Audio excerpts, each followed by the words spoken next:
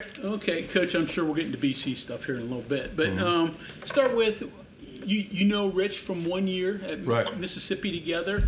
Your philosophies, how they meld with his offense, how different is what he does for an offensive lineman? Very similar. It's first of all, I love tempo because that tires out D-line. A lot of times it makes them more simple because they can't get everything. And for sure, if you're disguising one side and bringing a blitz the other way, they can't do that if we're going fast. So it's a very friendly offensive line system, I believe. And it's a very similar system to what I've been in for many a year now.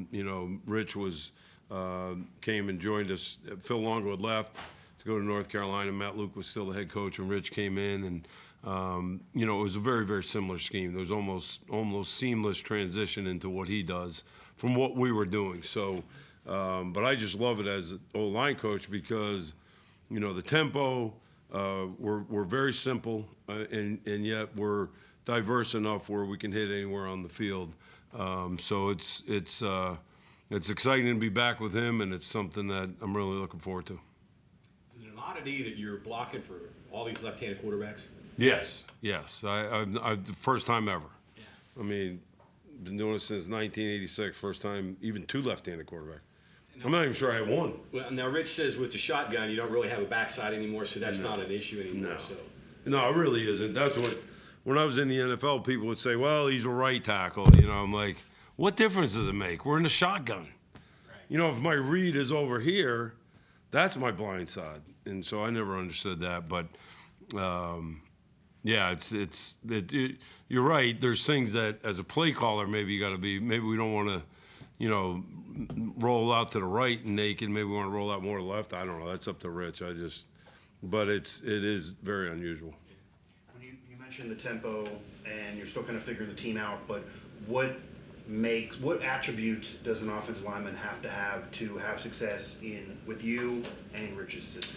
Yeah, first of all, you got to be in shape. I mean, you can't be one of these big, fat, sluggo guys just kind of, waddling around. That's not going to work. You're not going to get past the film eval to begin with. You know what I mean? So we need to have athletic linemen that are in shape, that can run, that can press the tempo, and we're going to do a lot of pulling and things of that nature. So we need to have guys that are athletic.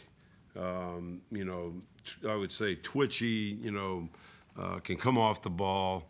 Those are the things I think Rich is looking for. Obviously, that's what I'm looking for also. What do you think of your group so far, individually? Yeah, I mean, it's the fourth day. It's only the second day of pads, so that's even hard for me to remember. But, it's so it's still early. And the thing about the O-line, and I'll tell you this, we're seeing plenty of stuff on defense, which is great because I would rather feel the pain in practice rather than feel the pain in the game. So, I like it better in practice where you see all kinds of things. We got to communicate. We got to, it challenges us in that way. That way, once we get to the game, it almost seems like it's boring, So, but, I'm anxious to see this tape. I haven't even seen this tape yet, So, O-line is you go make mistakes, you come in and fix them. Then you make mistakes the next day, but then they put in another defense. You got to make mistakes on that, then you fix them. So it's a process that you have to go through. So, but I've been impressed with the guys, and I know this. They're a very willing group. They want to be coached. They want to play hard, and I think that's what we're trying to show them. When coaches talk about the hard edge, what does that really mean? Like, everybody can talk about it. What's the big deal? But you got to live it and you got to do it. And we're trying to push them to that level. Did you have enough snappers? Obviously, you can know right now who's doing well and who's snapping well, and if bad snaps, that's obvious. Right. Yeah. I mean, that's always we have to cancel the game if you can't snap the ball. So, I mean, it's usually when you look out there, I got like 7 guys doing at least, maybe 8, maybe 9. I make everybody snap. And then we'll start to hone in on, okay, who are the top guys? This guy can definitely do it. And then you might have a starting left tackle that's a backup center. Who knows? Those are things that we have to determine. But it is important that we're able to snap the ball. What's a good number that makes you feel comfortable going into a game? Well, for sure, 3. You always want to have 3 centers. And then a fourth one is just in case, you know. But the funny thing is the NFL, you don't have that. You know, you have two, max, you know. So you get a comfort level in college. But I always wanted to go in with 3 tackles, 3 guards, and 3 centers that I knew were like starters. You know, if you can get that, then you're in pretty good shape.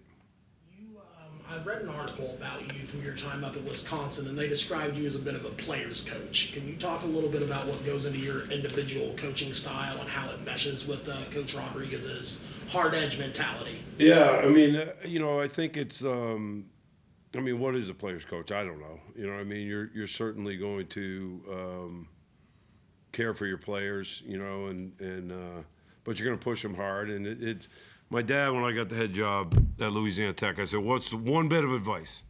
He said, treat every player like they're your own son, you know, and I always try to keep that in mind. Now, my own son will tell you I wasn't just, you know, telling him everything he wanted to hear, or, you know, not trying to demand excellence out of him, you know. So I want to make sure the players know that we truly do care about them, but also we're going to push you to be the highest level you can be, and we're not going to accept anything but your best. And that's exactly what Rich Rod does too. You know, he is not going to accept someone to be less than what they can be, because if you do that, then that's bad for everybody. You know, the team's not as good, he's not as good, and we're not going to allow that to happen. So we're going to push these guys, demand excellence out of them, and then, you know, I try to tell my guys, I was in the NFL for 7 years, and everybody wants to go to the NFL. Let's make it like that. Like, motivation is not a thing in the NFL. You come motivated, you come ready to go. So as long as you do that, and we play hard every snap, then I'm just going to coach you up just like I did at that level, you know. So,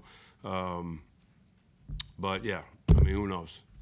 I'm a player's coach and no longer there. And part of the reason was my relationship with the players. So you figure that out. So who knows?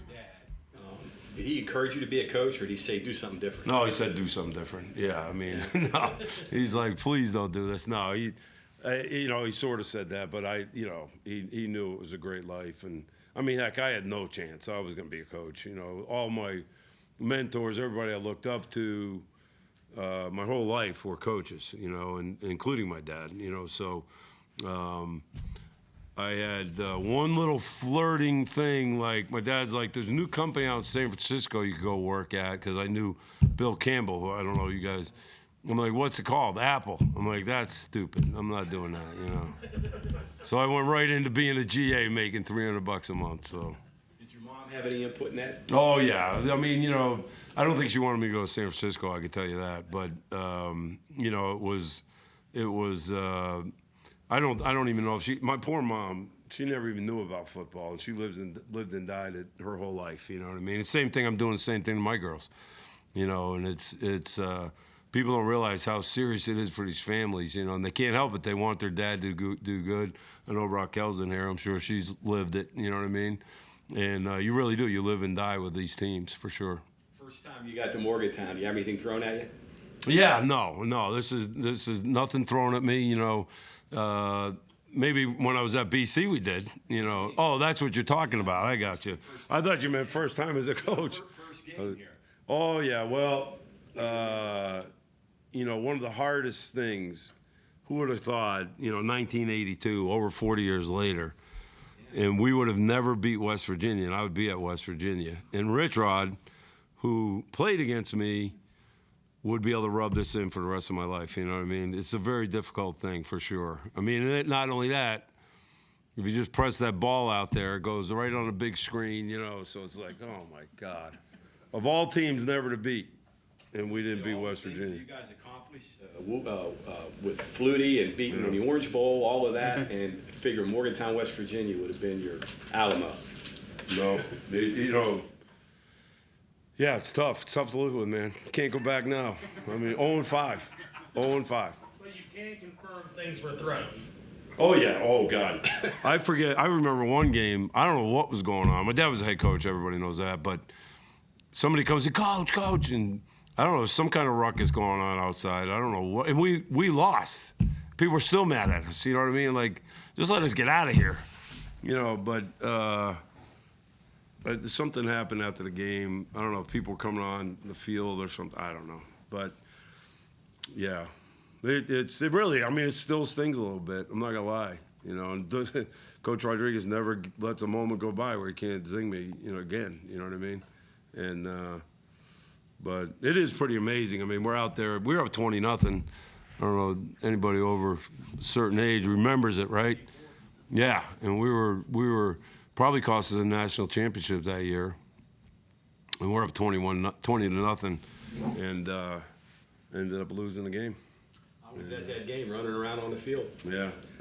Jack, would you give me about 1,000 words on Doug Flutie and playing with him and the past and why he never beat West Virginia? The last part, I have no idea. You know, that's just unbelievable to me. And, you know, that's a great credit to West Virginia, really. I mean, let's face it. We beat everybody, Alabama, Clemson, Miami, you name it, except for West Virginia. I mean, there's not another person he didn't beat, you know. So, believe me, if Doug Flutie was here, he'd be upset too, you know. But he was to me, he was just magic. You know, he's absolute magic man. I mean, just to be able to, I mean, before he got there, Boston College was nothing. It was just a little regional school. You know, nobody even heard of us. We never even played any big teams. I mean, we played Penn State maybe every now and then, you know, but certainly never beat them. And then when he came, and we had some good players. You know, I wasn't necessarily one of them, but we had other good players around him. But he took guys like me to heights that I would never have thought I could possibly, you know, go. I mean, just, you know, the bowl games and the beating the great teams, beating Alabama down there, beating Clemson. You know, it was just such a great experience. And he was just, I mean, he's 5'9". I mean, it's never happened again. I don't know when it will happen. But to get a guy like that, it was just, you know, and then just an example of his leadership on the Hail Mary deal. I had basically given up. I'm like, well, it was a good shot, you know. And I remember he got wherever we were, but he got in the huddle. He said, "Hey, everybody, look at me. We just got to get this across midfield so I could put one up in the end zone." So right away, everybody's like, "Okay." I didn't know it was going to be that easy. And so everybody kind of had a plan, you know, and that's just, to me, that shows true leadership. And he was somebody that, you know, to me, he was the best quarterback ever. I don't care. I mean, I'll argue it till the day I die. Did your dad know what he had in him, or did he figure that out quickly when he recruited him, or did he tweak things to say, this guy can do this? Yeah, you know, it's funny because, no, he didn't know what he had, you know, but, you know, he trusted the high school coach, Tom Lamb, said to my dad, look, this guy's special, I'm just telling you, you know, and they offered him a scholarship, great athlete, you know, so we're going to offer him a scholarship. To say that he was going to be the Heisman Trophy candidate, but I remember we went down to the Shriner game. It was like an all-star game. I played high school football in Maine, so I was sitting next to my dad during the Massachusetts all-star game. And, you know, he just kept watching Doug, and he goes, in the fourth quarter, he goes, guess what? We got ourselves a quarterback, you know. So he knew it then. And then we played Pitt, I remember one year. Dan Marino looked like he was 7 feet tall. And it was Flutie's first.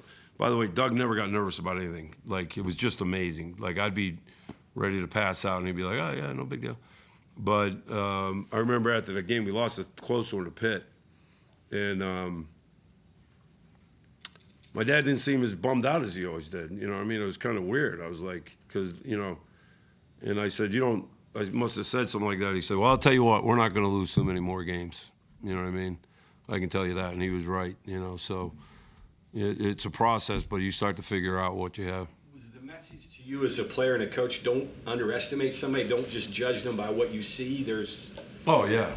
I mean, absolutely. You know, and also, you got to be careful because every 5'9" quarterback from then on is going to be the next Doug Flutie. Well, that's, you know, you got to be a little careful of that too. But that's the whole trick to recruiting. You know, it's even with the old line. You know, it's such a projection game, and a lot of it just depends on what they have in their heart and how competitive they are, and that's why you see people make mistakes even in the NFL level. You know, just guys that were 7th round picks end up being the best players they got or whatever. And it's obviously it happens in college. The coaching that you've done on different levels and the years of experience you have, what hasn't changed? What are the important things you gotta have from your linemen? Really interesting question, because a lot of things obviously have changed, but the locker room, the meetings out on the field, the game has not changed in 40 years. You know, it really hasn't. I mean, 45, 46 years if you count me playing, or 50 or whatever it is. But the game itself hasn't changed. I don't think the players have changed that much. I think, you know, they're still competitors. It still teaches the same lessons. It's still, you know, it's still the great game it's always been. What has changed is everything outside of that, you know, like, and to the detriment, I think, of the, you know, the transfer portal. Well, if it doesn't work out, I'm just going to go somewhere else. Well, I was a linebacker and got moved to center at 220 pounds. I would have been the absolute guy to get in the portal, but I didn't really have that choice. And so I just went to work every day and got bigger and stronger, and then I started for 2 years at center, you know what I mean? So, but, you know, it's the same great young men. It's the same great lessons that can be taught. And it's still the same great game, the actual game of football. And then in terms of teaching technique, the actual play of the game, a couple things stand out for you as most important? Yeah, you know, that hasn't changed that much either. You know, I mean, obviously there's, you know, the fundamentals of the game really haven't changed. Tackling, blocking, get lower than him, keep your hands inside. I mean, that's been since I was in 8th grade. I know that. And let's face it, it's really not going to change unless human beings change, and all of a sudden, you know, I mean, that's going to be leverage, you know. So, yeah, not a lot has changed, even in that sense. A little bit more passing, maybe you could say. You know, different. I mean, I thought I did all these things. It was all turn back protection. I turned here and hope, if there was nobody in that gap, I didn't have to do anything, you know, which was probably why they did that. But, yeah, so it's funny. Everything outside is totally different. But the actual game in the locker room, on the field with those players, hasn't changed much, in my opinion. Yeah, kind of continuing on that, but going back to what you said about being a player's coach in Wisconsin and all that, that's such a particular position to coach. Like, there's a tactic you have to have, but they can just leave and just do something else. How much different is the actual coaching of what you say and how you say it and how you connect with people? And I don't know if it's how we, like, Steady had to do with every person the same, or do you have to treat everybody differently because it's so variable now? Yeah, I think you have to treat everybody differently. You know, I mean, if you're a smart coach, I mean, if a guy's going to totally go in the tank as soon as you raise your voice to him, why are you doing that? You know, you're going to have to get it across to him in a different way. There might be a guy who could care less, you know, and then you can yell at him a little bit more. But, you know, I mean, to me, it's look, there's a certain way of doing this. We have to do it this way.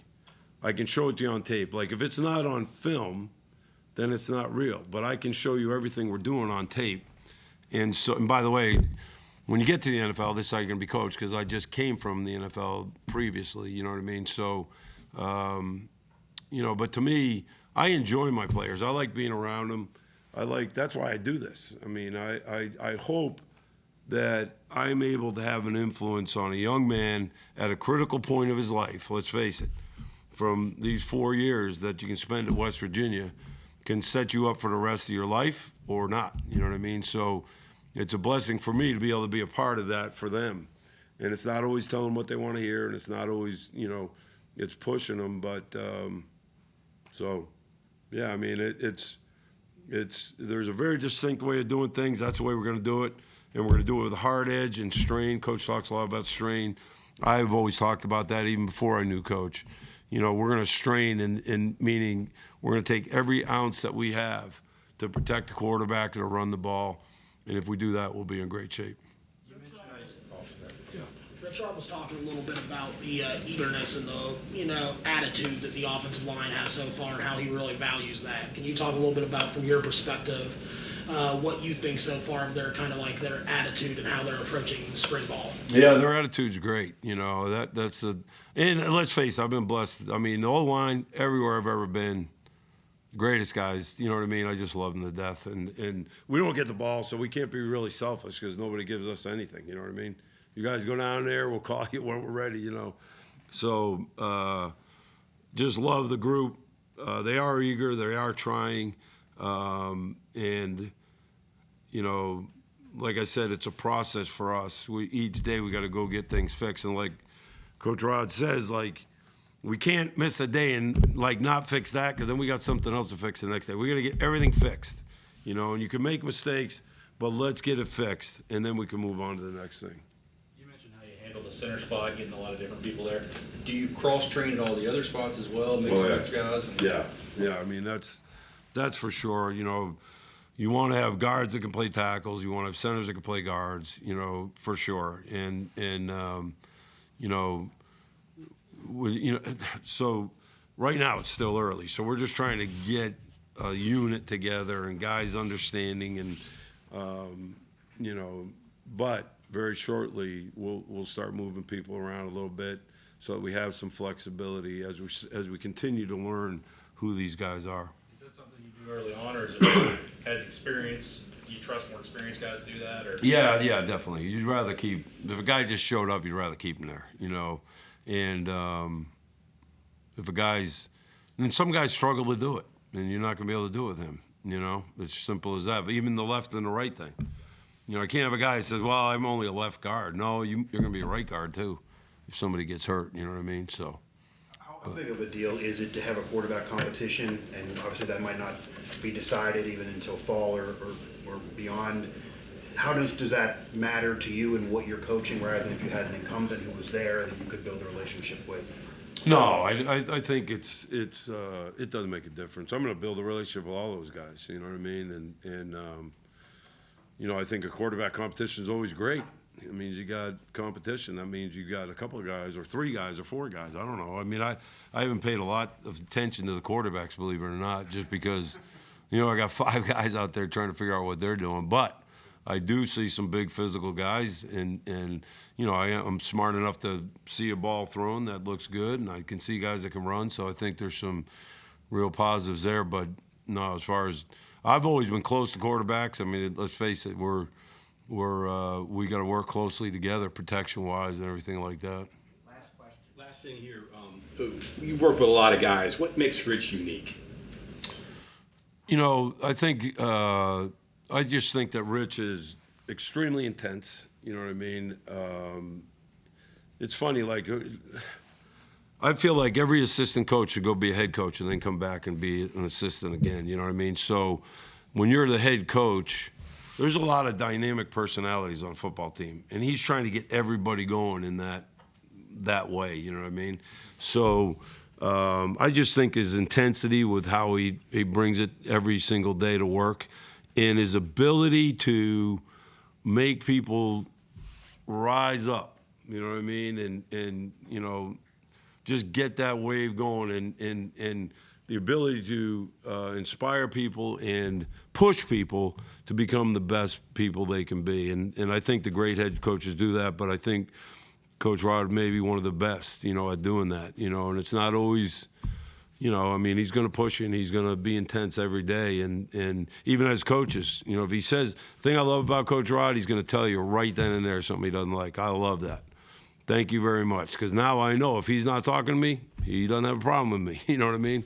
And I love that about him. And then, you know, he always just moves on to the next thing. I'll think he's mad at me, and he's like, what are you talking about? You know what I mean? So he's really a lot of fun to be around. It's funny, very funny man. It's hard to, you know, it's hard to see sometimes, but he's got a great sense of humor. The players love him, and we love him. And so, you know, it's exciting for me to be back with him. I got a lot of loyalty to that guy. I could be 62 years old out fishing somewhere right now. I don't want to be fishing. So, you know, I would take a bullet. I wouldn't die, but I'd take one in the leg for him or something like that, you know. Yeah, in the leg. We have one more, right? Yes, sir. Mike? Sorry, that was good. You said what's front side, what's back side now. Rich said that, I think early on, that left guard, left tackle, pretty much the same. Right guard, right tackle, pretty much the same. That might strike some people as unusual because the positions are different, jobs are different, inside, outside. How unique, how useful is that for what you all do? Yeah, I mean, I think it's great. I mean, it's like I said, you know, there used to be back in the day, well, he's a left tackle because he can pass protect, but he's not quite as strong. He's a right tackle because he doesn't pass protect as well, but he's physical. You know, all of that stuff is out the window now, you know, and with the shotgun and the things we do, I mean, everybody's got to be able to move, pull left and right. You know, we'll pull tackles, we'll pull guards, you know, so, you know, in that sense,